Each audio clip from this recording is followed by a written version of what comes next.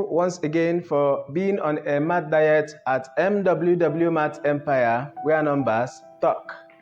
I entered my classroom one day, and a student asked me a question. He says, "When will a mathematician time be up?" And I answered, "Is when a mathematician encountered a question and asked, 'Who are you?' and maybe the question answers the angle of death." With that, we keep moving.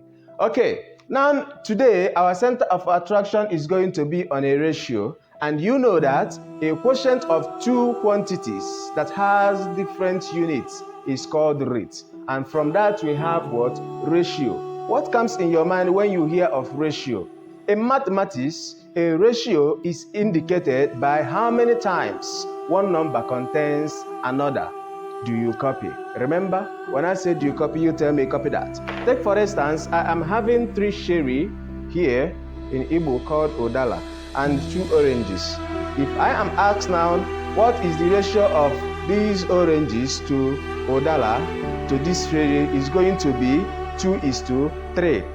But if the question goes this way, what is the ratio of the oranges you are having to the fruits I'm having in my hand right now? Is going to be what? 2:5. Why?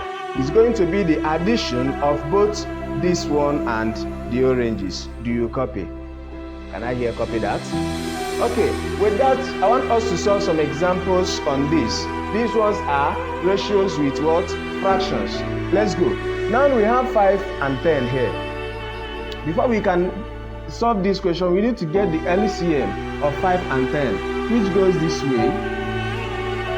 We have 5, 1 and 2. With this,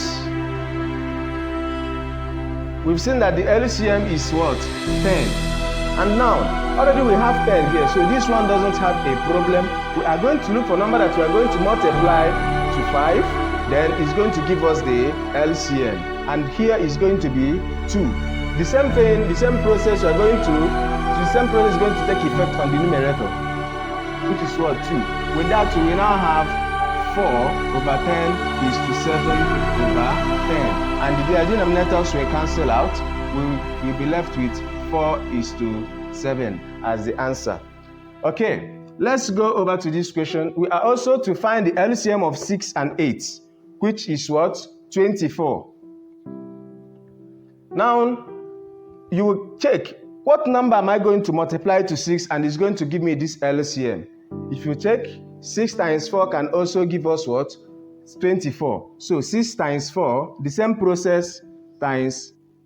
So now, remember when I was